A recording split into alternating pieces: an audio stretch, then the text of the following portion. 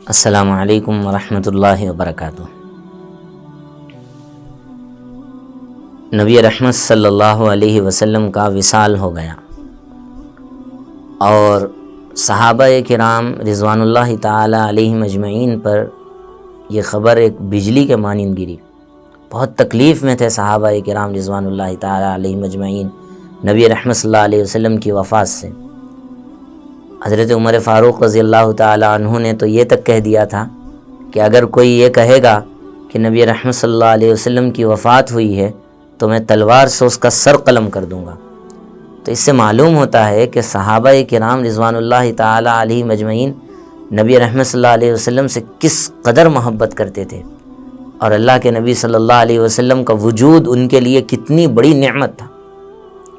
لیکن ایک مشیت کے تحت اللہ کے رسول صلی اللہ علیہ وسلم کو اس دنیا سے جانا تھا۔ نبی رحمت صلی اللہ علیہ وسلم اس دنیا سے وصال کر گئے۔ ان حالات میں ابھی تجہیز اور تکفین بھی نہیں ہوئی تھی۔ آپ صلی اللہ علیہ وسلم کے بعد مسلمانوں کا امیر کون ہو، مسلمانوں کا خلیفہ کون ہو، اس مسئلے کو لے کر انصار یعنی مدینے والے صحابہ ایک جگہ جمع ہو گئے۔ اس جگہ کا نام ہے سقیفہ بنی ساعدہ۔ انصار جب اس جگہ جمع ہو رہے تھے تو مہاجرین صحابہ بھی یہ سوچ کر کے یہاں چند صحابہ کرام جمع ہو رہے ہیں، ہم بھی وہاں چلے جاتے ہیں۔ تو دیکھا کہ وہاں پر حضرت سعد ابن عبادہ رضی اللہ تعالی عنہ جو انصار کے ایک بہت مشہور صحابی ہیں، اکثر غزوات میں اللہ کے رسول صلی اللہ علیہ وسلم انصار کی جانب سے حضرت سعد کو علم بھی یعنی جھنڈا بھی عطا کیا کرتے تھے، تو وہ بھی وہاں موجود ہے۔ اور انصار حضرت سعد ابن عبادہ رضی اللہ تعالی عنہ کو اپنا امیر بنانا چاہتے ہیں۔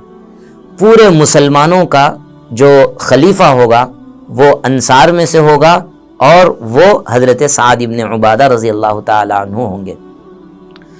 جب یہ منظر مہاجرین صحابہ نے دیکھا تو ان لوگوں نے اس فیصلے کے سلسلے میں کہا کہ آپ کی یہ بات درست نہیں ہوتی، اور بات چلتے چلتے دونوں کے درمیان بحث و نزاع کا مسئلہ شروع ہو گیا، آپس میں بحث و مباحثہ شروع ہو گیا۔ جب بات پہنچتے پہنچتے حضرت ابو بکر صدیق رضی اللہ تعالی عنہ، حضرت عمر فاروق رضی اللہ تعالی عنہ، حضرت ابو عبیدہ ابن جراح رضی اللہ تعالی عنہ، جو بڑے بڑے صحابہ مانے جاتے تھے، عشرہ مبشرہ کے صحابہ تھے، ان تک یہ بات پہنچی۔ ابھی نبی رحمت صلی اللہ علیہ وسلم کی تجہیز، تکفین، تدفین کچھ بھی نہیں ہوا۔ اللہ کے رسول صلی اللہ علیہ وسلم کا انتقال ہوا ہے اور یہ معاملہ اٹھ گیا۔ تو اللہ کے رسول صلی اللہ علیہ وسلم کو وہیں اس جگہ جہاں انتقال ہوا چھوڑ کر حضرت ابو بکر صدیق رضی اللہ تعالی عنہ سقیفہ بنی ساعدہ میں حضرت عمر کے ساتھ پہنچے، اور اپنے ساتھ حضرت ابو عبیدہ ابن جراح رضی اللہ تعالی عنہ کو بھی لے لیا۔ وہاں دیکھا کہ بالکل منظر بدلا ہوا ہے، انصار اور مہاجرین دونوں آپس میں بحث و مباحثہ کر رہے ہیں کہ نبی صلی اللہ علیہ وسلم کی وفات کے بعد کون خلیفہ ہوگا، کون امیر ہوگا۔ تو حضرت ابو بکر صدیق رضی اللہ عنہ نے لوگوں سے کہا کہ ابھی تھوڑا توقف کرو، بیٹھ جاؤ اور تھوڑا صبر کرو۔ سب صحابہ حضرت ابو بکر صدیق رضی اللہ عنہ کی بات سن کر بیٹھ گئے۔ اتنے میں انصار میں سے ایک جلیل القدر صحابی حضرت خباب ابن منذر رضی اللہ تعالی عنہ اٹھے اور پورے انصار کی طرف سے ترجمانی کرتے ہوئے حضرت خباب ابن منذر رضی اللہ عنہ نے کہا کہ امیر انصار میں سے ہوگا، خلیفہ انصار میں سے ہوگا، اس لیے کہ ہمارے پاس کوالٹیز ہیں، ہم نے بہت کچھ قربان کیا ہے مسلمانوں کے لیے، اس لیے امیر ہونا چاہیے تو وہ انصار سے۔ اور پھر فرمایا کہ 3 کوالٹیز تو میں گناتا ہوں۔ پہلی کوالٹی یہ تھی کہ اللہ کے رسول صلی اللہ علیہ وسلم اور آپ کے ساتھ جو صحابہ مکے سے ہجرت کر کے مدینۃ المنورہ چلے آئے، ہم نے مدینے میں ان کو پناہ دی۔ دوسری کوالٹی یہ ہے صرف پناہ نہیں دی بلکہ ہم نے ان کے ساتھ بھائی چارے کا رشتہ قائم کیا، اور ایسا رشتہ کہ جس کی کوئی نظیر نہیں پیش کی جا سکتی، جس کی کوئی مثال نہیں پیش کی جا سکتی۔ ہمارے 2 گھر تھے، ہم نے اپنے مہاجر بھائی سے یہ کہہ دیا کہ ایک گھر میں رکھ لیتا ہوں، ایک آپ رکھ لیجئے۔ 2 باغات تھے، ہم نے اپنے مہاجر بھائی سے کہہ دیا ایک میں رکھ لوں گا، ایک باغ آپ رکھ لیجئے۔ حتیٰ کہ 2 بیویاں تھیں تو ہم نے یہ تک کہہ دیا کہ اگر آپ کہہ دے تو میں اپنی ایک بیوی کو طلاق دے دوں گا، اور عدت گزرنے کے بعد آپ اگر چاہیں تو ان سے نکاح کر لیں۔ اتنی کوالٹیز ہیں ہمارے پاس۔ پھر حضرت خباب بن منذر رضی اللہ عنہ نے کہا تیسری کوالٹی یہ ہے کہ جتنے بھی غزوات ہوئیں، غزوہ بدر، غزوہ احد، غزوہ خندق، ان سب غزوات میں انصار نے نبی رحمت صلی اللہ علیہ وسلم کا بھرپور ساتھ دیا۔ اس وجہ سے اگر کوئی خلیفہ ہونا چاہیے، اگر کوئی مسلمانوں کا امیر ہونا چاہیے تو وہ انصار میں سے ہونا چاہیے۔ یہ کہہ کر حضرت خباب بن منذر رضی اللہ عنہ ایک جگہ بیٹھ گئے۔ مہاجرین کی طرف سے حضرت ابو بکر صدیق رضی اللہ عنہ کھڑے ہوئے اور سب سے پہلے حضرت خباب بن منذر رضی اللہ عنہ کی تائید کی اور کہا کہ میں آپ کی سب باتیں مانتا ہوں، آپ نے یہ سب کام کیا ہے، میں دل سے اس کی تصدیق کرتا ہوں، لیکن یہ بات بھی تو درست ہے کہ نبی رحمت صلی اللہ علیہ وسلم نے بعثت کا اعلان مکۃ المکرمہ میں کیا، اور مکے میں سب سے پہلے اسلام قبول کرنے والے وہ مہاجرین ہیں، اور اللہ کے رسول صلی اللہ علیہ وسلم کی دعوت پر سب سے پہلے لبیک کہنے والے وہ مہاجرین ہیں۔ السابقون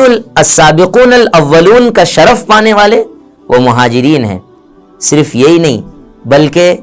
ہر وقت میں نبی رحمت صلی اللہ علیہ وسلم کا ساتھ دیا۔ کفار مکہ کتنا ظلم کیا کرتے تھے، دھوپ کی تپتی ہوئی ریت پہ لٹا دیے اور بے انتہا ظلم کیے۔ شیب ابی طالب میں 3 سال تک قید کر کے رکھا، لیکن ان سب مشکلات اور مشقتوں کے باوجود بھی مہاجرین نے نبی رحمت صلی اللہ علیہ وسلم کا ساتھ دیا اور اپنے اسلام پر استقامت کے ساتھ ثابت قدم رہے۔ صرف یہی نہیں بلکہ اللہ کے رسول صلی اللہ علیہ وسلم کو جب ہجرت کا حکم ہوا اور اللہ کے رسول صلی اللہ علیہ وسلم جب مکۃ المکرمہ سے مدینۃ المنورہ ہجرت کر کے تشریف لائے تو اپنے گھر بار کو، اپنے مال منال کو، اپنی جائیداد کو، اپنے حتیٰ کہ بعض صحابہ نے اپنے بیوی بچوں کو بھی چھوڑ کر نبی رحمت صلی اللہ علیہ وسلم کے ساتھ مدینۃ المنورہ ہجرت کر ڈالی۔ اور یہ کوالٹی کیا کم ہے کہ نبی رحمت صلی اللہ علیہ وسلم کے خاندان کا تعلق قریش سے ہے اور نبی رحمت صلی اللہ علیہ وسلم کے پورے رشتہ دار قریش سے ہیں، اور اللہ کے رسول صلی اللہ علیہ وسلم کی وہ حدیث بھول گئے آپ جو اللہ کے رسول صلی اللہ علیہ وسلم نے بیان کی تھی کہ کل امراء قریش میں سے ہوں گے۔ حضرت خباب بن منذر رضی اللہ تعالی عنہ کو فوراً احساس ہو گیا کہ نہیں، یہ جو باتیں حضرت ابو بکر صدیق رضی اللہ عنہ بتا رہے ہیں وہ بھی بالکل پرفیکٹ ہیں۔ تو انہوں نے کمپرومائز کیا اور کہا کہ ٹھیک ہے، ایک امیر ہمارا ہوگا اور ایک امیر تمہارا ہوگا۔ حضرت خباب بن منذر رضی اللہ تعالی عنہ نے اس وقت میں اپنی رائے دی، ایک امیر ہمارا اور ایک امیر تمہارا۔ پھر حضرت ابو بکر رضی اللہ عنہ نے جواب دیا کہ آپ کی یہ بات ہم نہیں مان سکتے اور آپ کے اس فیصلے کو ہم قبول نہیں کر سکتے، اس لیے کہ اس میں نقصان ہے، اس لیے کہ انصار کے 2 گروہ ہیں، ایک گروہ کا نام خزرج ہے اور ایک گروہ کا نام اوس ہے۔ اوس والے خزرج کی سرداری کو قبول نہیں کرتے، خزرج والے اوس کی سرداری کو قبول نہیں کرتے، اور جہاں تک تعلق ہے مہاجرین کا وہ کسی کی سرداری کو قبول نہیں کرتے، اس لیے کہ مہاجرین تو امارت کا سب سے زیادہ حقدار اپنے آپ کو سمجھتے ہیں۔ ساری زندگی آپ دیکھ لیجئے، نبی رحمت صلی اللہ علیہ وسلم کی بعثت سے پہلے بھی ان کا کوئی امیر نہیں تھا، وہ کسی کو تسلیم نہیں کرتے۔ اگر ہم انصار کا مان لیں گے امیر تو اس میں بات بگڑ جائے گی اور مسئلے کا حل نہیں ہوگا۔ مسئلے کا حل یہ ہے کہ امراء قریش میں سے ہوں اور وزراء انصار میں سے۔ ہاں، یہ بات بھی آپ ذہن میں رکھیے کہ ہم بغیر آپ کے مشورے کے کوئی فیصلہ نہیں کریں گے۔ تو جب حضرت ابو بکر صدیق رضی اللہ عنہ نے انصار کو یقین دلایا کہ اور یہ بات سمجھائی کہ اصل حقدار مہاجرین ہیں، تو وہاں معاملہ ختم ہوا۔ پھر اس کے بعد حضرت ابو بکر صدیق رضی اللہ عنہ نے دو جلیل القدر صحابہ حضرت عمر فاروق رضی اللہ تعالی عنہ اور حضرت ابو عبیدہ ابن جراح رضی اللہ تعالی عنہ کی جانب لوگوں کی توجہ کرا دی اور یہ کہا کہ دیکھو یہ دو بڑے بڑے صحابہ ہیں، تمہارا جس کے ہاتھ پر بیعت کرنے کا جی چاہے تم کر لو۔ یہ سن کر حضرت ابو بکر رضی اللہ تعالی عنہ کی تائید میں حضرت عمر فاروق رضی اللہ عنہ کھڑے ہوئے اور کہا اے ابو بکر آپ کیسا فیصلہ کر رہے ہیں؟ اللہ کے رسول صلی اللہ علیہ وسلم کی زندگی میں جس شخص نے امامت کی ہے وہ آپ ہیں، نبی رحمت صلی اللہ علیہ وسلم کے جس کے ساتھ سب سے زیادہ تعلقات ہیں وہ آپ ہیں، اور اللہ کے رسول صلی اللہ علیہ وسلم کے ہر سفر میں ہر جگہ پہ ساتھ رہنے والی شخصیت آپ ہیں، تو پورے مسلمانوں میں سب سے زیادہ نبی رحمت صلی اللہ علیہ وسلم کے اگر کوئی قریبی ہیں تو وہ آپ ہیں، اس لیے خلافت کے سب سے زیادہ حقدار حضرت ابو بکر صدیق رضی اللہ عنہ ہیں۔ یہ کہہ کر حضرت عمر فاروق رضی اللہ عنہ نے اپنی ذہانت سے کسی کو موقع نہیں دیا بولنے کا۔ حضرت عمر فاروق رضی اللہ تعالی عنہ نے سب سے پہلے حضرت ابو بکر صدیق رضی اللہ عنہ کے ہاتھ پہ بیعت کی، پھر اس کے بعد حضرت ابو عبیدہ ابن جراح رضی اللہ تعالی عنہ نے بیعت کی، اور یہ منظر کو دیکھ کر اوس اور خزرج والے جو سردار وہاں موجود تھے، حضرت بشیر بن سعد رضی اللہ تعالی عنہ جو خزرج کے سردار تھے، اور حضرت اسید بن حضیر رضی اللہ تعالی عنہ جو اوس کے سردار تھے، دونوں نے حضرت ابو بکر صدیق رضی اللہ عنہ کے ہاتھ پہ بیعت کی۔ یہ منظر کو دیکھنا تھا کہ اوس والوں نے حضرت ابو بکر صدیق رضی اللہ عنہ کے ہاتھ پہ بیعت شروع کر دی، خزرج والوں نے حضرت ابو بکر صدیق رضی اللہ عنہ کے ہاتھ پہ بیعت کر دی،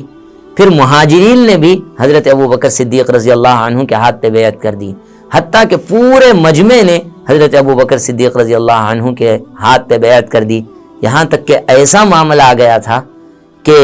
اب ایک دوسرے سے آگے بڑھ کر حضرت ابو بکر صدیق رضی اللہ عنہ کے ہاتھ پر بیعت کرنا چاہتے تھے۔ یہ دراصل ایک سبق ہے، اس سے معلوم ہوتا ہے کہ جب بات سمجھ میں آ جائے اور جب آپ کو کوئی اپنی بات کا قائل کر لے تو ہمیں اپنی انا کو چھوڑ کر اور اپنی ضد کو چھوڑ کر اس کو تسلیم کر لینا چاہیے، مان لینا چاہیے، اسی میں ہم سب کی عافیت ہوتی ہے۔ اللہ پاک ہمیں صحابہ کرام رضوان اللہ تعالی علیہم اجمعین کے نقش قدم پر چلنے کی توفیق نصیب فرمائے، آمین۔